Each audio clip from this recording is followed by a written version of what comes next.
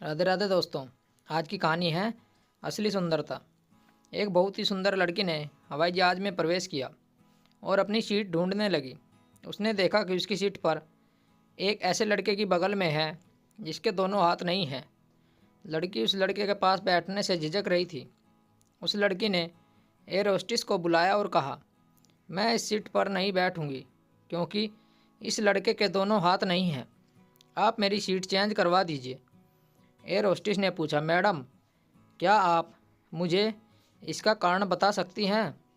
सुंदर दिखने वाली लड़की ने उस अपाहिज लड़के की तरफ इशारा करते हुए कहा, मैं ऐसे लोगों को पसंद नहीं करती, इसलिए मैं ऐसे व्यक्ति के पास बैठकर यात्रा नहीं कर सकती।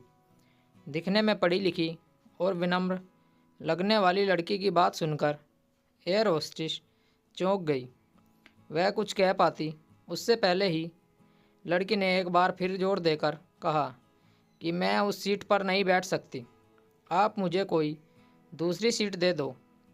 फिर एयर होस्टेस ने खाली सीट के लिए चारों तरफ नज़र घुमाई, पर कोई भी सीट खाली नहीं थी। एयर होस्टेस ने लड़की से कहा, मैडम, इकोनॉमी क्लास में कोई भी सीट खाली नहीं है, किंतु यात्रियों का ध्यान रखना हमारी जिम्मेदारी है। मैं हवाई जहाज़ के कप्तान से बात करती हूँ। आप रुकिए, कहकर वह कप्तान से बात करने चली गई। कुछ देर बाद उसने वापस आकर लड़की को बताया, मैडम, आपको असुविधा हुई उसके लिए हमें खेद है। इस पूरे विमान में एक भी सीट खाली नहीं है, वह भी फर्स्ट क्लास में है। मैंने हमारी टीम से बात की और हमने एक निर्णय लिया है।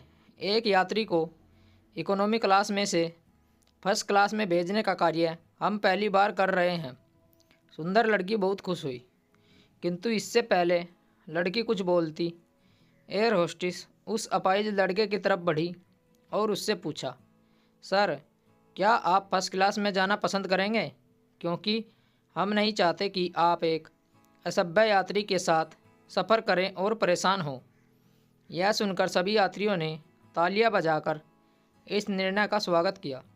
सुंदर दिखने वाली लड़की अब शर्म के मारे किसी से नज़रें नहीं मिला रही थी। तब उस हाथ कटे व्यक्ति ने कहा, मैं एक भूतपूर्व सैनिक हूँ और ऑपरेशन के दौरान हुए बम ब्लास्ट में मेरे दोनों हाथ नहीं रहे।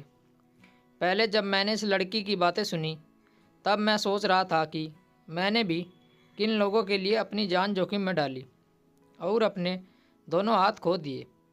लेकिन अब आप सबकी प्रतिक्रिया देखी तो मुझे खुद पर गर्व महसूस हुआ कि मैंने अपने देश और देशवासियों के लिए अपने दोनों हाथ खोए।